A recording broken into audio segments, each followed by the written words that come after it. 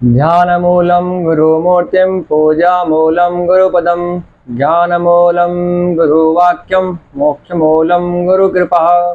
ओम श्री गुरुचरणकमलेभ्यो नमो नमः।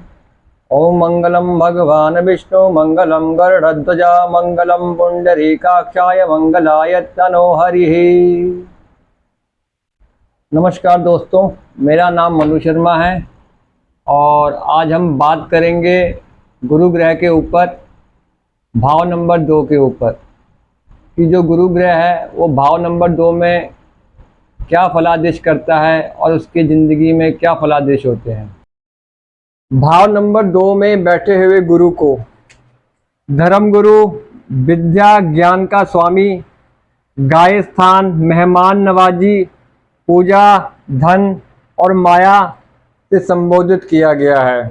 तो यहाँ पे जो गुरु है भाव नंबर 2 में बैठा हुआ, इसको धर्म गुरु, मंदिर का पुजारी भी कहा गया है और सबको तारने वाला जगत गुरु भी कहा गया है। खान नंबर 2 का गुरु जिसकी भी कुंडली में होगा, उस आदमी के पास कोई ना कोई ऐसा इल्म जरूर होगा कि वो दुनिया में गुरु कहलाएगा।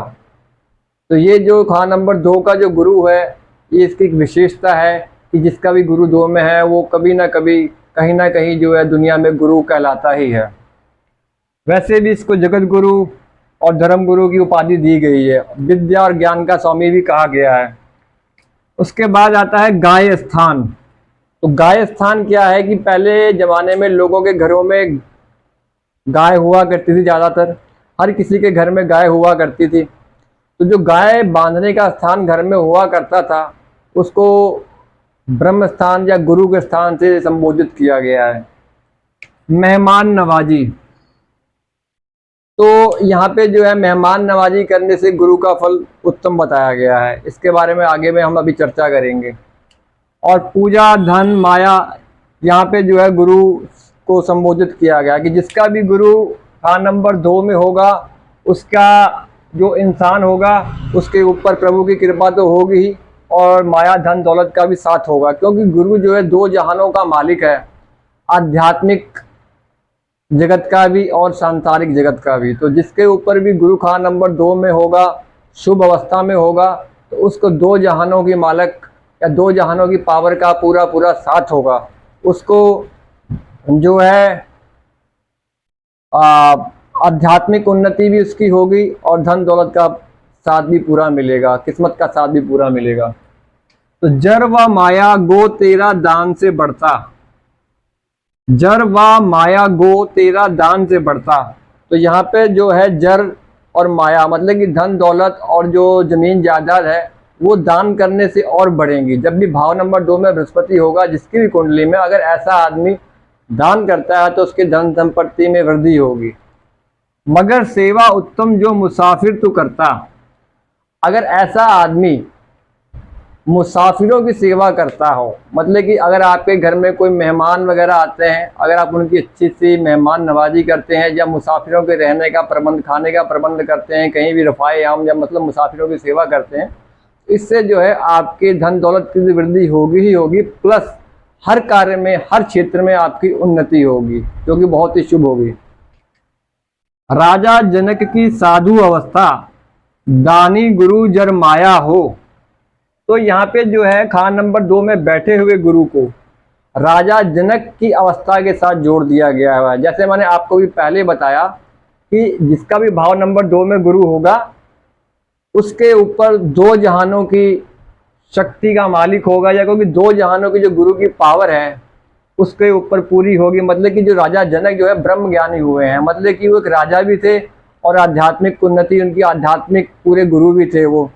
तो वो जो उनके ऊपर प्रभु के कृपा भी थी, ब्रह्म ज्ञानी भी थे और धन दौलत की भी कोई कमी नहीं थी, क्योंकि एक राजा थे। तो ऐसे इंसान जो होगा, राजा जनक की साधु अवस्था, दानी गुरु जर माया हो, मतलब कि यहाँ पर बैठकर इंसान जो है धर्म कर्म करने वाला दानी भी होगा, धन दौलत की परवाह भी नहीं करने वाला होगा, दान करने वाला भी होगा और आध्यात्मिक उन्नति भी उसके जीवन में होगी। मंदा ग्रह हो जब कोई बैठा, जेर हुक्म गुरु साया हो। तो जब भी खान नंबर 2 में गुरु होगा और जब वो मंदा हो रहा होगा, तो ऐसी अवस्था में क्या होगा कि आदमी के जीवन में पैसा हवा की तरह आएगा और ऐसा आदमी उसे पानी की तरह खर्च कर देगा। मंदा ग्रह हो जब कोई बैठा, जेर हुक्म गुरु साया हो।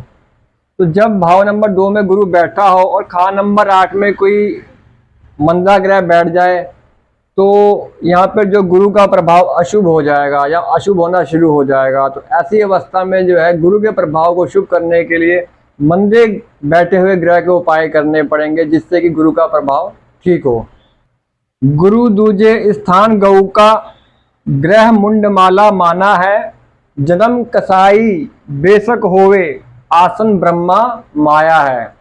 तो यहाँ पे जो है गुरु दूजे स्थान गऊ का, तो मैंने भी पहले वीडियो में बताया है कि जो गुरु जो पहले घरों में गाय का स्थान हुआ करता था तो उसको जो है गुरु के स्थान से कहा गया है। जो यहाँ पे पहले पिछले ज़माने में घरों में गायें बना करती थी तो उससे जो है इसके साथ संबंध जोड़ा गया है, क्योंकि जो भाव नंबर 2 है यहाँ पे शुक्र की वृष राशि पड़ती है। तो शुक्र जो है गाय है, बैल है, तो यहाँ पे बैल पर शिव जी की सवारी भी कही गई है। तो इसलिए जो है जहाँ पर भी गाय बांधने का स्थान पहले घरों में होता था तो उसको जो है गौ स्थान माना गया है। ग्रह मुंडमाला माना है, तो अब इसका तात्पर्य ये है, ग्रह मुंडमाला माना है कि जो माला होती है, माला के ऊपर जो मनका होता है सबसे पहला, उसे हम गुरु का मनका मानते हैं। तो ये भी इसका तात्पर्य हो सकता है कि ग्रहों में जो माला है, माला में जो ग्रहों का स्थान है गुरु का, वो सबसे ऊपर का जो मनका है उसे स्थान दिया गया है। जन्म कसाई बेशक होवे, आसन ब्रह्मा माया है।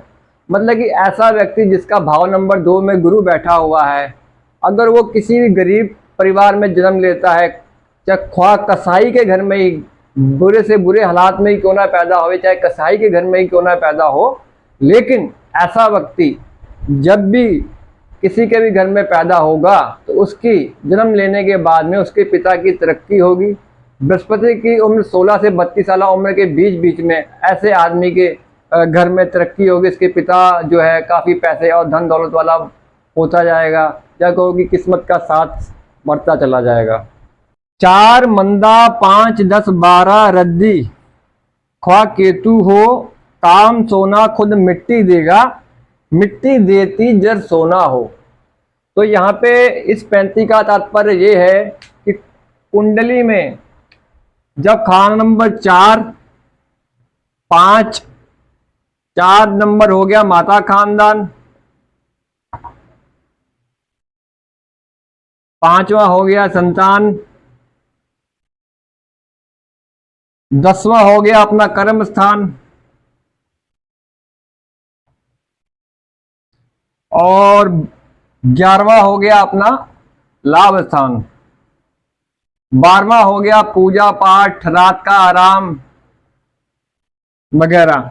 ये कहता है रद्दी ख्वाह केतु हो, कि मतलब कि ये 4 5 10 11 12 भाव भी अगर रद्दी हो, साथ में केतु भी ख्वाह रद्दी हो रहा हो, तो ऐसी अवस्था में भी जो है गुरु के जो कार्य हैं उनसे आदमी को फायदा नहीं होगा। मतलब कि अगर आदमी सुनार का काम करता है, सोने का काम करता है, बृहस्पति से संबंधित वस्तुओं का कारोबार करता है, तो ऐसी अवस्था में जो है गुरु से संबंधित जो कारोबार है वो नेक नतीजे नहीं देंगे। मतलब कहने का कि ऐसे आदमी का सोना भी मिट्टी हो जाएगा या मिट्टी बन जाएगा।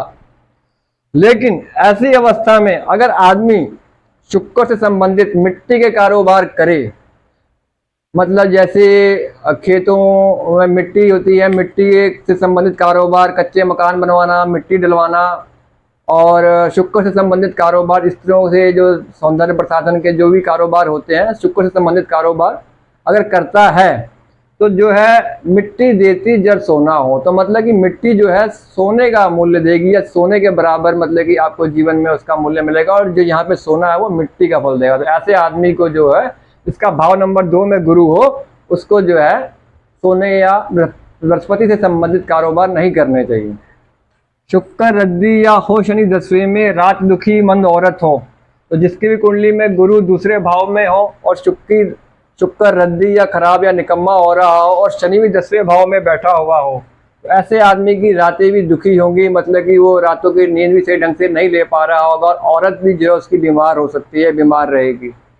कोई बैठे 8 10 तो 12, दुखिया बच्चों जर दौलत हो। अगर जैसी अवस्था में 12वें भाव में भी कोई पापी ग्रह बैठा हुआ हो, 12वां भाव भी अगर निकम्मा हो रहा हो, तो ऐसी अवस्था में आदमी के दुखिया बच्चों जर दौलत हो, आदमी बच्चों के साथ साथ धन दौलत से भी दुखी होगा, अगर निर्धन भी हो सकता है। अब बात करते हैं संक्षेप में कि दान करने से ऐसे आदमी के धन की वृद्धि होगी, और अगर आदमी घर में आए हुए मेहमानों की मेहमान नवाजी करता है, मुसाफिरों की सेवा करता है, तो ऐसे आदमी की धन दौलत के साथ साथ जो हर क्षेत्र में उन्नति और तरक्की होगी। जमाने की हवा कुल साथ देगी कि ऐसे व्यक्ति जिसका भाव नंबर 2 में बृहस्पति है, जमाने की हवा मतलब कि भाग्य उसका पूरा साथ देगा। ससुराल से मान सम्मान धन दौलत की प्राप्ति होगी। जिसका भी भाव नंबर 2 में बृहस्पति बैठा हुआ होगा, ऐसे व्यक्ति को ससुराल से मान सम्मान की प्राप्ति होगी और धन दौलत और आर्थिक लाभ भी हो सकते हैं। धन दौलत हवा की तरह आएगा और ऐसा आदमी पानी की तरह बहाने वाला भी होगा। इस ग्रह के प्रभाव 16 से 32 साल उम्र में ऐसे जातक को मान सम्मान धन दौलत उन्नति और तरक्की के लिए कुछ करने की जरूरत नहीं पड़ेगी। इस ग्रह के समय में खुद ब खुद परमात्मा की कृपा से भाग्य के द्वारा ये सब कुछ जुड़ता चला जाएगा या बनता चला जाएगा। या तो ऐसे टेबे वाले के जो जातक का पिता है वही इसके लिए सब धन दौलत जायदाद बना देगा, नहीं तो ऐसे टेबे वाला खुद अपने आप अपने लिए धन दौलत जायदाद वगैरह बना लेगा। जातक खुद जगत गुरु और मसीहा दूसरों का भला करने वाला होगा और नेक दिल और धर्मात्मा होगा। सुखिया गृहस्थी होगा, ऐसा आदमी सुखी गृहस्थी होगा और सोने की तार की तरह बढ़ते रहने वाला होगा। अपना भाग्य गृहस्थी जो है व्यापार उन्नति ऐसे आदमी की ससुराल के संबंध से और भी बढ़ती जाएगी। जब भी ससुराल वालों के साथ आदमी व्यापार या उनका साथ मिलेगा तो ऐसे आदमी की और संपत्ति या धन दौलत में उन्नति और तरक्की होगी। जातक का जन्म चाहे किसी भी गरीब खानदान में क्यों ना हो, चाहे किसी कसाई के घर में भी क्यों ना हो, ऐसे जातक का जब गुरु का समय आएगा तो ऐसे जातक के पिता के जो है धन दौलत बढ़नी शुरू हो जाएगी और समय आने पर सब कुछ चीज़ें कायम हो जाएंगी। ऐसे जातक को सोने से संबंधित कारोबार या बृहस्पति से संबंधित कारोबार से कोई लाभ नहीं होगा। ऐसे आदमी का सोना मिट्टी होगा और मिट्टी के कामों से फ़ायदा होगा। मतलब कि ऐसे आदमी को सड़कों पर मिट्टी डलवाना, कच्चे मकान बनवाने या शुक्र से संबंधित कारोबार करने जो है सोना देंगे, मतलब कि मिट्टी से सोना बनेगा। और ऐसा जातक जो है गुरु तो अवश्य होगा, चाहे आदमियों का हो चाहे स्त्रियों का, ऐसा आदमी गुरु जरूर होगा या ऐसा आदमी जरूर गुरु कहलाता है। अब हम बात करेंगे कुछ ऐसे योगों के बारे में, जैसे कि जिसका भी गुरु भाव नंबर 2 में है और सूर्य भाव नंबर 10 में हो, तो ऐसा आदमी एक मशहूर जिंदगी का मालिक होगा। और ऐसे में यदि केतु भी भाव नंबर 6 में हो, ऐसे आदमी को अपनी मौत का समय से पहले पता लग जाएगा। जिसका भी गुरु भाव नंबर 2 में होगा और शनि भी भाव नंबर 12 में होगा, तो जिसकी मध्यमा और तर्जनी भी बराबर हो, तो ऐसा आदमी जो है नेपोलियन बोनापार्ट की तरह एक महान व्यक्ति होगा, एक मुखिया व राजनेता और एक काम का आदमी होगा।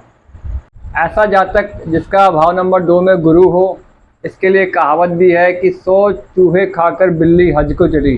कि जिसका भी भाव 2 में गुरु हो, ऐसा जातक दुनिया के सारे ऐशो आराम और ऐबों का स्वाद देखकर, दुनिया की रंग बिरंगी देखकर जो है अंत में धर्मात्मा और धर्मगुरु बन जाता है, या ये कह ले कि वो परमात्मा का रास्ता पकड़ लेता है। तो ऐसा आदमी जैसे भी होगा हमेशा नेक दिल और साफ दिल का होगा और उच्च विचारों का होगा।